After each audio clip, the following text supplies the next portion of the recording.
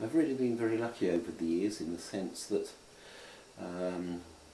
working my martial arts and working my professional courses in the management of aggression, the two seem to have come together seamlessly, and it's given me an insight into violence. It's over time it's engendered in me a very deep sense of how we can achieve an enormous amount in quite trying situations of a peaceful nature. This has permeated my martial arts, and it's more and more as time goes by I realise how important peaceful response is to me. It's an integral and inherent part of my way of being, of doing, and while we all know as martial artists that we should be walking away from situations, turning our back on violence, using minimal force, avoiding all the extreme techniques that we have at our disposal in our response arsenals. It's still very much underplayed in martial arts, in my view. It's still something that is not predominant in martial arts, to the point where I've actually attended training sessions for quite high Dan grades and discovered that they actually have no idea about the process of peaceful response.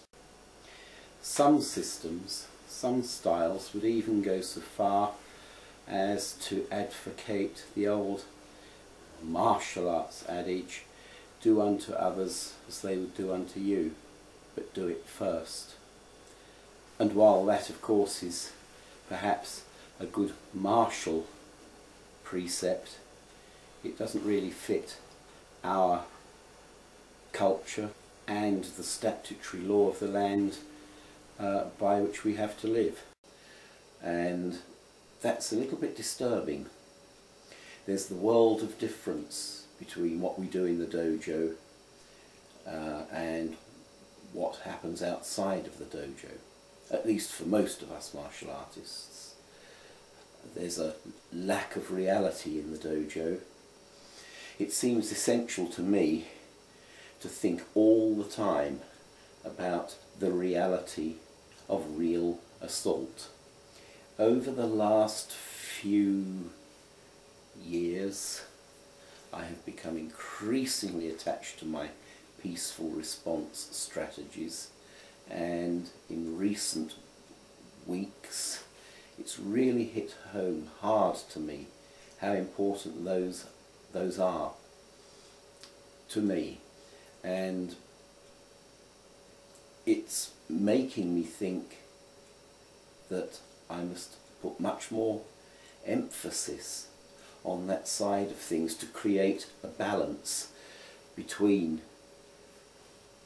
what I think of as peaceful response and what I think of as a reactive response, and of course everything in between. Since I've been training, and particularly since I've been researching and teaching the management of aggression, I have become more and more into interpersonal relationships, creating harmony where and how I can, and trying to go around imparting a sense of goodwill. There's nothing that gives me greater joy than meeting somebody in my travels who's down in the face, miserable, and making them smile, engaging them in some conversation and making them smile. I do it all over the place. It's kind of become a lifelong mission to make people smile. And whether it's going shopping and having a shop assistant who's down and looking so serious and clearly thinking about home time, and being able to say something to him or her that raises a smile and pulls them out of that drudgery and repetitiveness that they're engaged in. I always remember, I was on a course once, I think I wrote this up somewhere on the website, but I was on a course once, and one of our tea breaks came around, and it was a lovely sunny day to my recollection, and I went outside the venue, the building that we were in, and I was just standing enjoying the sunshine at the gate, and an old man came along the road, and as is my wont, as he came up to me to pass me, I said, "Hello, how are you?" And the man stopped in his tracks and looked up at me and said, "Why, I'm wonderful, thank you," or something to that effect. He said, "It's my birthday today and my daughter's baking me a cake and I'm just going around to see her." And well, that led on to 5 minutes of the most engaging conversation with a complete stranger, somebody I'd never met in my life before and would never meet again. Those little moments in life really make my day. There was the saga of the neighbour who lived near to me, and again, as I do every time he passed and I happened to be going out or going to the car or being in the front garden, I would say to him, "Hello, how are you?" And he would studiously ignore me, pretending to be deaf. And I pursued the game. It became a mini challenge in my life to make this man respond and smile. And I guess it took many months, maybe even a year or two, before one day, as I greeted him, he turned and said, "Hello."